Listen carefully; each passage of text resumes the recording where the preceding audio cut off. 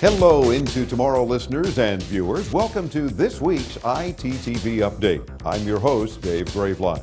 We're back from our 6 weeks worth of road trips of remote broadcasts that started in Berlin and ended last week in Tokyo. Have you seen all the video highlights and heard all of the shows? Back with more from Tokyo, Japan. I'm Dave Graveline. This is Into Tomorrow on the Advanced Media Network.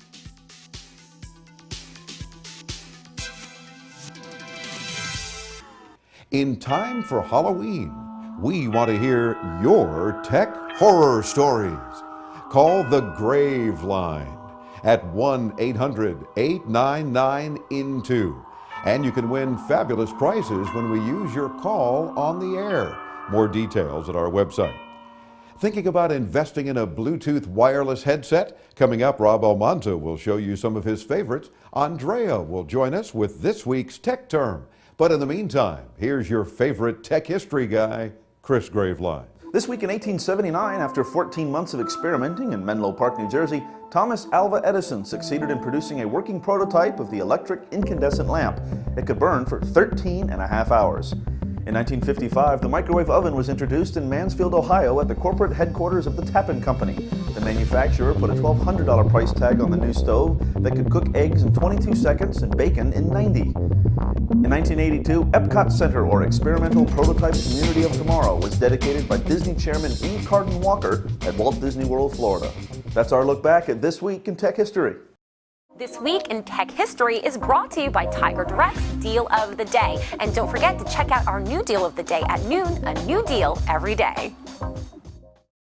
There are a lot of Bluetooth headsets on the market. Rob joins us now with 3 of his favorites. Thanks, Dave. During our recent 6-week tour with Into Tomorrow, we tested several Bluetooth headsets.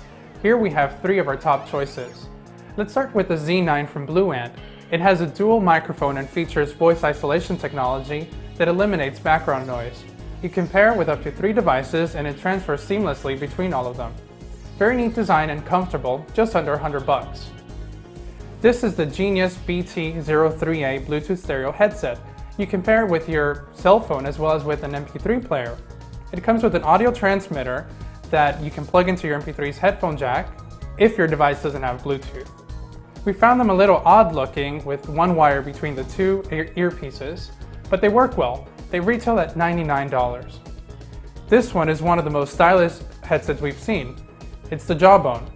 It comes in black and silver as well. The most unique feature about it is that it doesn't have a volume control. With its noise shield technology, the Jawbone adjusts the volume on its own, depending on the environment, and eliminates background noise. I found it very comfortable to wear and battery life is good. Sells under $120. It pairs well with the iPhone. For more extensive coverage on these headsets, tune Into Tomorrow this weekend and visit our website at graveline.com. Time for me to sign off.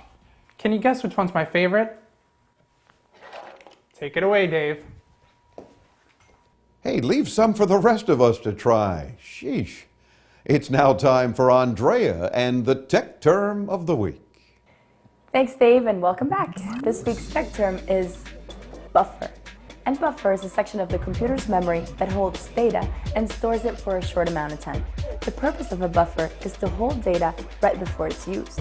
Like when you download a video file from YouTube, it downloads the first 20% of it into a buffer and then it begins to play it back.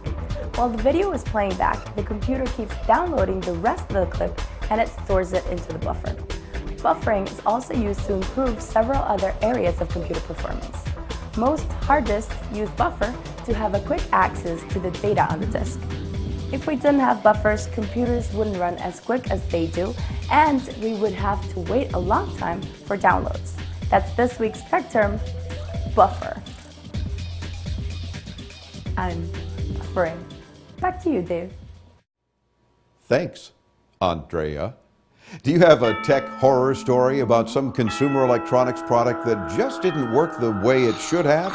Or maybe even a tech support horror story? Well, between now and Halloween, we're going to share several stories on our website and on our radio show. So visit graveline.com for all the ghoulish details. And stay tuned into tomorrow because you may hear your tech horror story on the show this week. Thanks for tuning in to tomorrow.